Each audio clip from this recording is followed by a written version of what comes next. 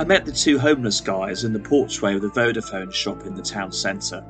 It was an early summer's evening and the street was alive with the hubbub of people enjoying some time out, enjoying the local nightlife. But these two guys remained. They were left ignored by the people around them. They were on the margins. I chatted to them a little and shared my hope in Jesus with them. In a small way, my words seemed feeble compared to the ordeal they had gone through from escaping a rather difficult economic situation in Romania to come all the way to Ireland. They were now refugees. They had no money for a room for the night, so I realised then they needed practical rescue. I phoned the local Catholic priest, for I knew he kept a list of potential local emergency accommodation, and he encouraged me to send them to the local police station as all his contacts were full.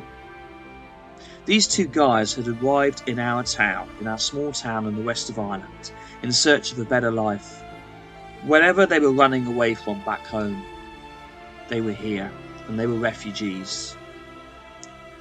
And whether, regardless of their circumstances, God still wants us to look after our neighbours and provide rescue when they need it most, to provide hope amongst suffering, and the police were able to offer them emergency accommodation, even though it was just for one night.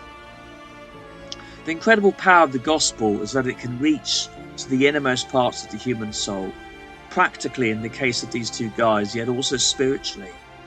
These two chaps needed a rescue, and if it was to the police who provided a bed, ultimately their greatest rescue would be through my Saviour Jesus, who loved them enough to give his life for them. I pray they took Jesus' words to heart. Our friend Isaiah talks about this in Isaiah chapter 43, verse 1 to 3.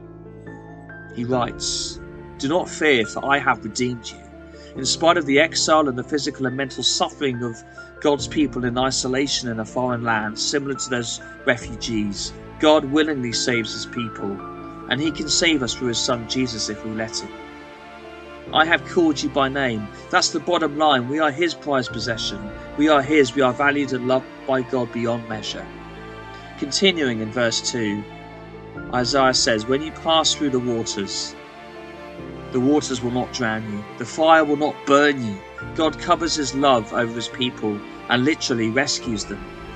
When we feel swamped by the mesh and pressures of today's society and situation in a post-coronavirus world, we can know the protection of Christ personally too over our lives. For he has redeemed us at a great price, for we are his prized possession. And verse 3 finally says, "For he is the Lord your Saviour." Such hope can be ours today. Jesus alone is our rescuer, like he can be for those refugees. Think about it. How does suffering cause you to cry out to God? In what areas of your life has Jesus saved you? To what hope has Jesus called you today?